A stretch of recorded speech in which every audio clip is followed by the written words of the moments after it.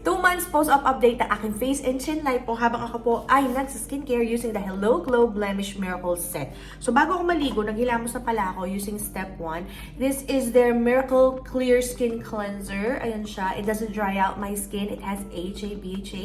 So syempre, ang aking mukha kailangan natin ng konting exfoliation. Gawa nung nakikita nyo, ayan o, nag-breakout ako.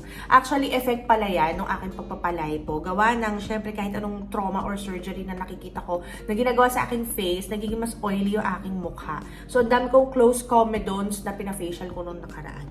Okay, so, yun ang ating unang update. Expect that kapag kayo po ay nagpa-surgery sa face na magre-react yung balat nyo. Kasi pre-op, ang ganda na ng skin ko. Tapos, nung nagpa-rhino ako, sobrang dumami.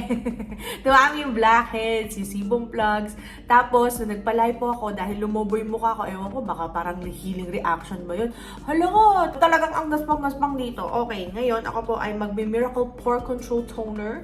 Ang ganda naman ang size nito, travel size, kasi ang liit lang niya, no? Okay. Hindi aksaya yung packaging. At saka a little goes a long way. Hindi siya mahapdi sa face. I like that. Wala akong nafe-feel na parang, alam niyo yung sting ng alcohol. Oh. Ayan. Okay, there we go. So, noong June 7 pa pala ako nagpalay po. Tapos, maglalagay ako nitong Miracle Acne Corrector Serum. Ayan. Meron pala itong step-by-step guide. Ayan, susundan nyo lang. This is step number 3. O, di noong June 7, magang-magaya yung face ko. At ang nag-push sa akin talaga para magpalay po ako kasi I had a photo shoot parang a few weeks or probably a few months before that na ang laki ng mukha ko. As in, wala akong leeg, girl. Ganun levels. Kung mapapansin nyo yung leeg ko ngayon, medyo may hyperpigmentation pa tayo ng konti. Could be because I'm still healing at the same time, I have PCOS. Tapos maglalagay ako nitong Miracle Acne Calming Cream. Ayan siya.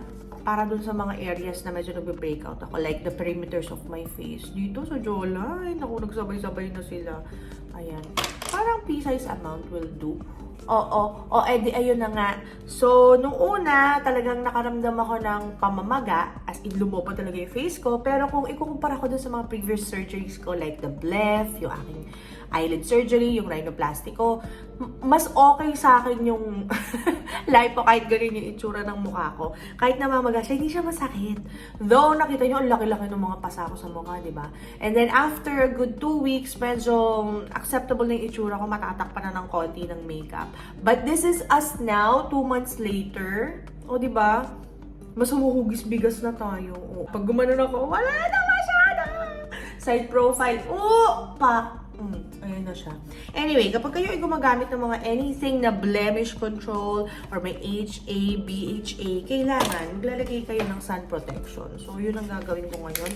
Maglalagay tayo nito para yung aking mukha ay hindi tayo, alam mo yun, ma-damage na kakasan exposure natin. Though ako, I try my best na hindi po ako masyado nagpapaaraw. Kasi syempre may mga scars ako, lalong lalala yung scars ko. May acne na nga, tapos magkakalalaan pa ng scars. So, ayan. Ganun talaga, may scars yung aking face, kahit yung dito, ayun o. So, yun lang ang ating update. If you have questions, let me know.